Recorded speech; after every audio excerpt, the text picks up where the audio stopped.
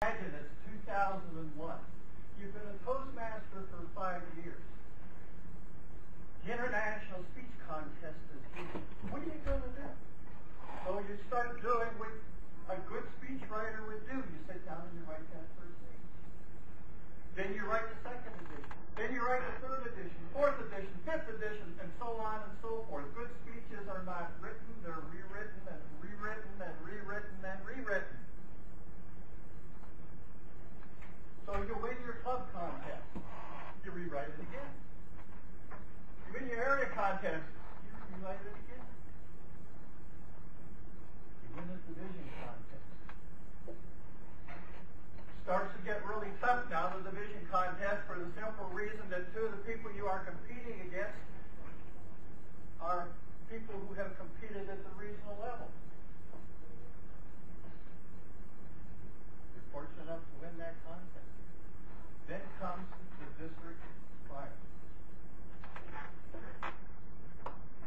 And you practice, and you practice, and you practice. For that particular contest, you practice about 400 times. You have a prop that's about the size of this, except of course it's flat and not wide. You put it on a tripod and you practice everything. You make sure that that tripod doesn't fall over. You cover it because the exact moment is when the audience is going to get to see it. So that you can just reach back and you just give it a little tug. She falls away and then they can see what it is that's underneath. You get to the district contest. You walk into the room and immediately blow your mind. Because what they have done now is taken the head table and put it on the stage with you, behind you. On your right-hand side is a wall, so you can't use that side. And over here on the left-hand side is about a 3-foot drop.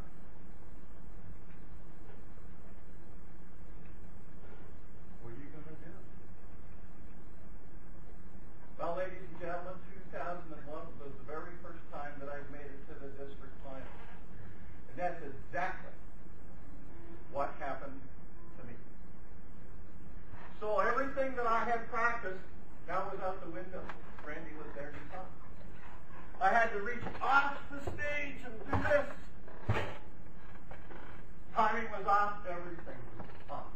I'm going to make this statement, and I want you to remember it. Contestants are afterthoughts. Contestants are afterthoughts.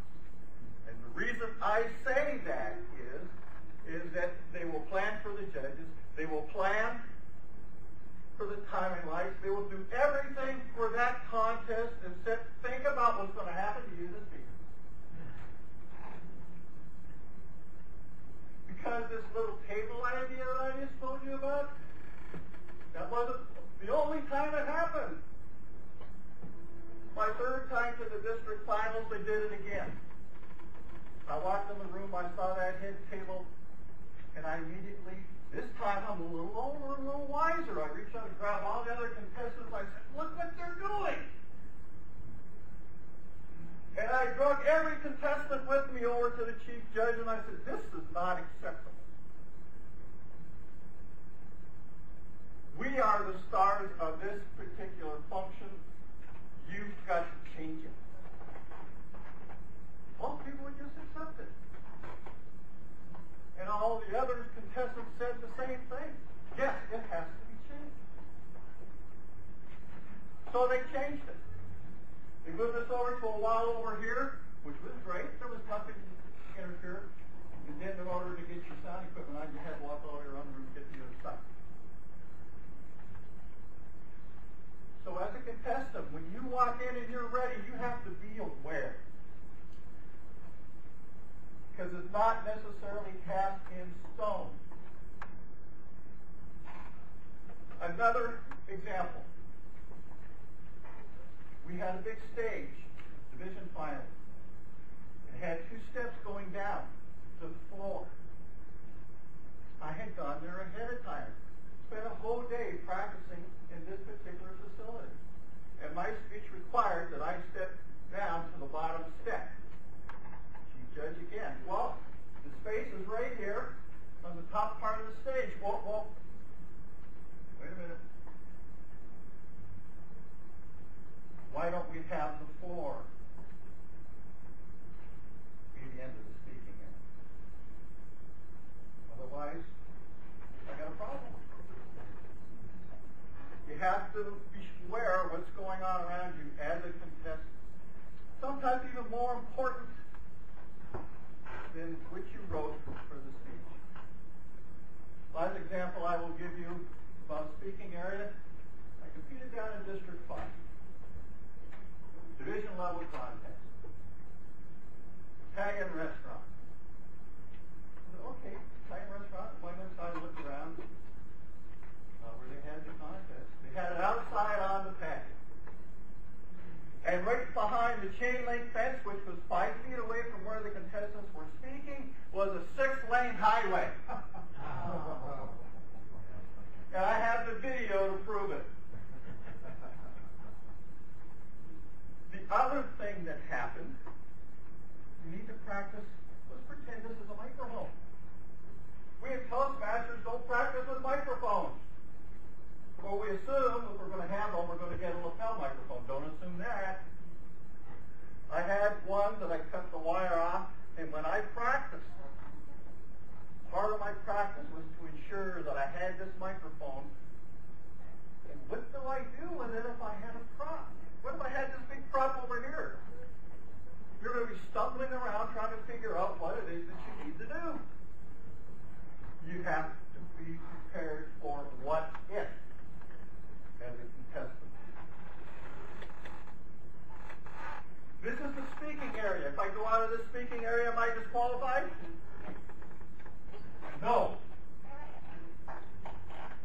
What it says in the rules now is that every speaker shall speak from the same area, but there's nothing in the rule book that says that you shall be disqualified as a speaker. We have a lot of what we will call folklore here in District 12. Well, the rules say this. No, they don't. I was at a contest one time. I had been competing for another area. I was sitting there watching the contest, and the chief judge got confused. He didn't know the rule. He came up and asked me what the rule was.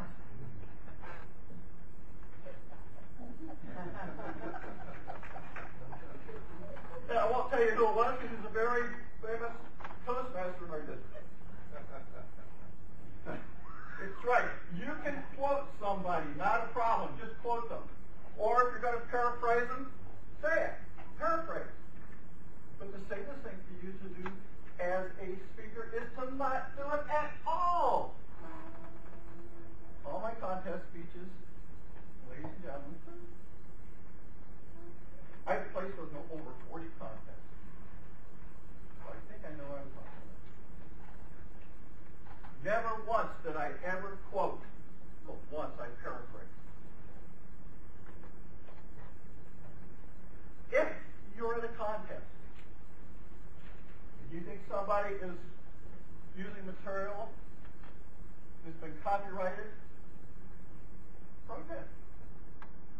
If you are a contestant, make sure you take a copy of your written speech with you and any backup material you might need to defend yourself if somebody goes ahead and protests. Because you will get one opportunity to defend yourself. Quick question. Well, let me finish before we do that, okay? Now, international speech contest is 7.5 minutes long.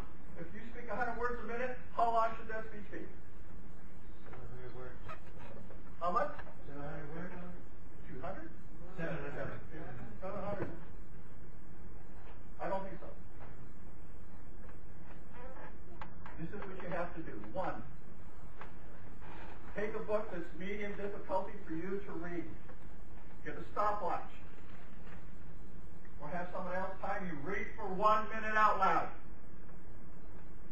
Do that 3 times. Then divide it by 3. That'll give you your average words per minute. I speak at 125. Then, you start subtracting from that pauses. And if you're going to have humor, people laugh. It comes off your time. And let me tell you something. What happens at the area level when they laugh doesn't happen at this level.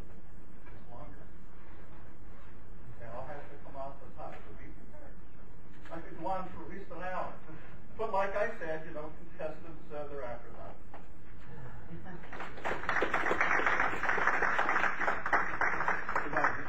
Okay, how much more? Just a quick question. Clarification. I want to come back.